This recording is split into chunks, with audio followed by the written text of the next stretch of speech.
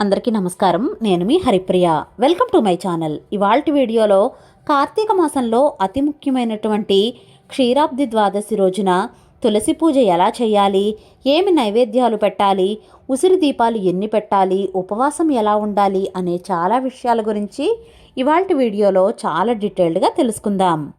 కార్తీక మాసంలో శుక్లపక్షంలో వచ్చే ద్వాదశినే క్షీరాబ్ది ద్వాదశి అంటారు.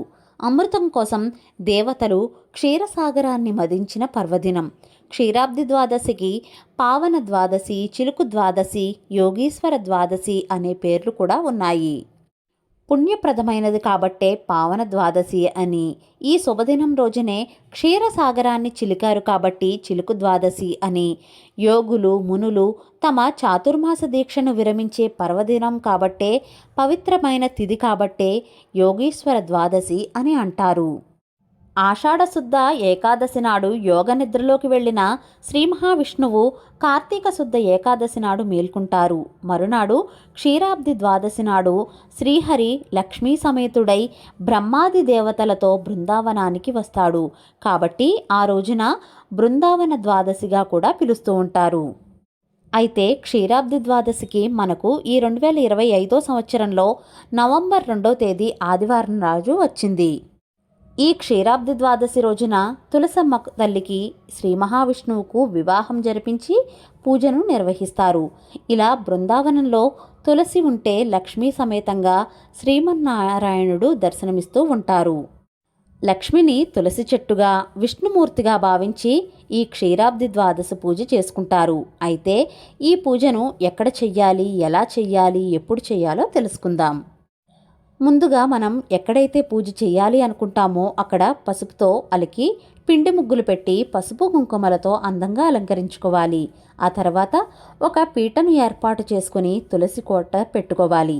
ఈరోజు ముఖ్యంగా తులసి కోట దగ్గరే పూజ చేయాలి కాబట్టి ఇక్కడ నేను ఉసిరి కొమ్మను తెచ్చుకున్నాను. మీకు ఉసిరి చెట్టు దొరికినట్లయితే కనుక ఉసిరి చెట్టును తులసి చెట్టుకు పక్కపక్కన పెట్టి పూజ చేసుకోవచ్చు. లేదు అంటే కనుక ఉసిరి కొమ్మను తెచ్చుకున్నట్లయితే ఉసిరి కొమ్మను తులసి కోటలోనే పాతుకుని పూజ చేసుకోవచ్చు. ఈ పూజకు తులసి మొక్క, ఉసిరి కొమ్మలు ఉంటే ఈ పూజ సంపూర్ణం అవుతుంది. ఈ ఉసిరి చెట్టుకు, తులసమ్మకు పసుపు కుంకుమలు బొట్లు పెట్టుకోవాలి. తర్వాత మన దగ్గర ఉన్న పువ్వులతో ఈ బృందావనాన్ని అందంగా అలంకరించుకోవాలి. అంతేకాకుండా ఈ పూజను మనం సాయంత్రం పూట చేసుకోవాలి. ఈ పూజ మనం ఎక్కడైతే వీలు ఉంటుందో అక్కడ చేసుకోవచ్చండి. అంటే ఇంట్లో తులసి మొక్క, ఉసిరి కొమ్మ పెట్టుకుని ఈ విధంగా పూజ చేసుకోవచ్చు. లేదు అంటే కనుక తులసి మొక్క మనకు సాధారణంగా బాల్కనీలో ఉంటుంది కదా, అక్కడ ప్లేస్ ఉంటే పూజ చేసుకోవడానికి వీలుగా ఉంటే కనుక అక్కడైనా సరే పెట్టుకుని పూజ చేసుకోవచ్చు. ముందుగా పసుపు గణపతిని తయారు చేసుకుని సిద్ధం చేసుకోవాలి. దీపారాధనకు కుందులు అవన్నీ కూడా సిద్ధం చేసుకోవాలి. అలాగే విష్ణుమూర్తి, లక్ష్మీదేవి ఉన్న చిత్రపటం కానీ విగ్రహాలు ఉంటే అవైనా సరే పూజలో పెట్టుకోవచ్చు. ముందుగా దీపారాధన చేసి దీపపు కుంది దగ్గర అక్షింతలు, పువ్వులు వేసి దీపజ్యోతికి నమస్కారం చేసుకోవాలి. ఆ తర్వాత ఆచమనం చేసి సంకల్పం చెప్పుకోవాలి. మనం ఏ పూజ చేసినా, ఏ వ్రతం చేసినా గణపతిని ముందుగా ప్రార్థిస్తాం కదా, ఈ పూజలో కూడా వినాయకుడి పూజ తప్పకుండా చేసుకోవాలి. వినాయకుణ్ణి షోడశోపచారాలతో కానీ పంచోపచారాలతో కానీ పూజించాలి. అంటే ఆవాహనం, ఆసనం, పాద్యం, అర్ఘ్యం, స్నానం, వస్త్రం, యజ్ఞోపవీతం, గంధం, పుష్పం, అక్షంతలు సమర్పించి ధూపం, దీపం కూడా చూపించి నైవేద్యం పెట్టి మంగళహారతి ఇవ్వాలి. ఇక్కడితో వినాయకుడి పూజ పూర్తవుతుంది. ఇప్పుడు లక్ష్మీనారాయణుల పూజను మొదలు పెట్టుకుందాం. వినాయకుణ్ణి ఏ విధంగా అయితే పూజించామో తులసి దామోదరులను కూడా అదే విధంగా పూజించాలి. ఎల్లప్పుడూ క్షీరసాగర మదనంలో దర్శనమిచ్చే శ్రీమన్నారాయణుడు ఈ ద్వాదశి రోజు మాత్రం శ్రీ మహాలక్ష్మీదేవితో కలిసి బృందావనానికి వచ్చి తమ ప్రియభక్తులకు దర్శనమిస్తూ ఉంటారు. అందువల్లనే ఈ ద్వాదశిని బృందావన ద్వాదశి అని కూడా అంటారు. బృందావనం అంటే మన ఇంట్లో ఉండే తులసి మొక్కనే బృందావనం అంటారు. ఈ రోజున బృందావనంలో శ్రీ మహావిష్ణువు పూజించిన వారికి సకల శుభాలు కలుగుతాయని మన పెద్దలు చెప్తూ ఉంటారు. ఇక్కడ పూజలో తులసీదాత్రి సమేత శ్రీ లక్ష్మీనారాయణాయ నమః ఆవాహయామి. తులసీదాత్రి సమేత శ్రీ లక్ష్మీనారాయణాయ నమః ఆసనం సమర్పయామి. ఇలా పాద్యం, అర్ఘ్యం, స్నానం, వస్త్రం, యజ్ఞోపవీతం, గంధం, పుష్పం, అక్షంతలు సమర్పించాలి. ఇది ఇలా మనం ఏదైనా ఉపచారం చేసినప్పుడు తులసీదాత్రి సమేత శ్రీ లక్ష్మీనారాయణాయ నమః అని అనుకుంటూ ఉపచారాన్ని చెయ్యాలి. తర్వాత విష్ణుమూర్తివి, తులసీదేవి కూడా 108 నామాలు అంటే అష్టోత్తర శతనామావళి చదువుకుంటూ అక్షింతలు, పువ్వులు వేస్తూ చదువుకోవాలి. ఆ తర్వాత స్వామివారివి, అమ్మవారివి అష్టోత్తరాలు, సహస్రనామాలు అవన్నీ కూడా చదువుకుంటూ పూజ చేసుకోవాలి.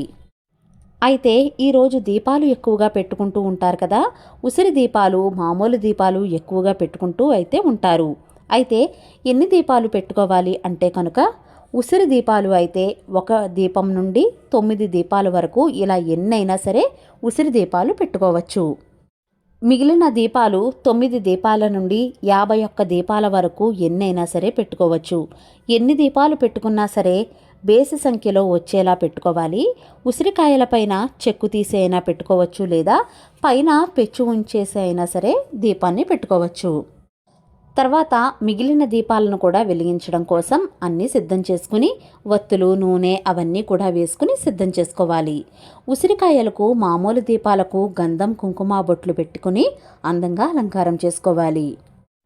ఇప్పుడు ఈ దీపాలను ఏకహారతితో కానీ అగరబత్తులతో కానీ వెలిగించుకోవాలి. ఈ దీపాలను వెలిగిస్తూ తులసీదాత్రి సమేత శ్రీ లక్ష్మీనారాయణాయ నమః అని తలుచుకుంటూ ఈ దీపాలను వెలిగించాలి. ఆ తర్వాత కొద్దిగా అక్షంతలను చేత్తో పట్టుకుని క్షీరాబ్ది ద్వాదశి వ్రతకథ ఉంటుంది, అది చదువుకోవాలి. దీపాలను వెలిగించుకుంటూ ఈ వ్రతకథనైతే చదువుకోవాలి.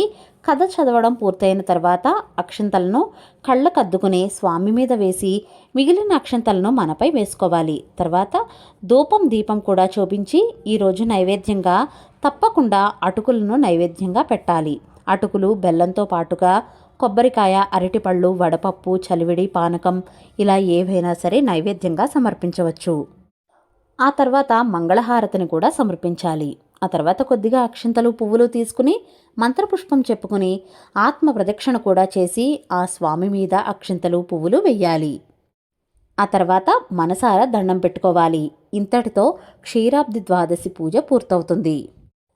స్వామివారు ఈ కార్తీక మాసంలో దామోదరుడు అనే పేరుతో పిలువబడుతూ ఉంటారు కదా, అలాగే దాత్రి అని కూడా అంటారు. దాత్రి అంటే ఉసిరి అని అర్థం. అలాగే ఎంతో శక్తివంతమైనవై స్వామివారివి 12 నామాలు కూడా ఉన్నాయి. అవి 21 నామాలు అండి. అవి చదువుకుంటూ కూడా పూజ చేసుకుంటే చాలా మంచిది. ఆ నామాలు అన్నీ కూడా డిస్క్రిప్షన్లో ఇచ్చాను, ఒకసారి చూడండి. ఆ 21 నామాలు చాలా శక్తివంతమైన నామాలు, తప్పకుండా చదువుకోండి. ఈరోజు ఎవరైతే క్షీరాబ్ది ద్వాదశి పూజ చేసుకుంటారో వారికి స్వామి అమ్మవార్ల అనుగ్రహంతో పాటు వారి జీవితాల్లో దోషాలు అన్నీ కూడా తొలగిపోతాయి.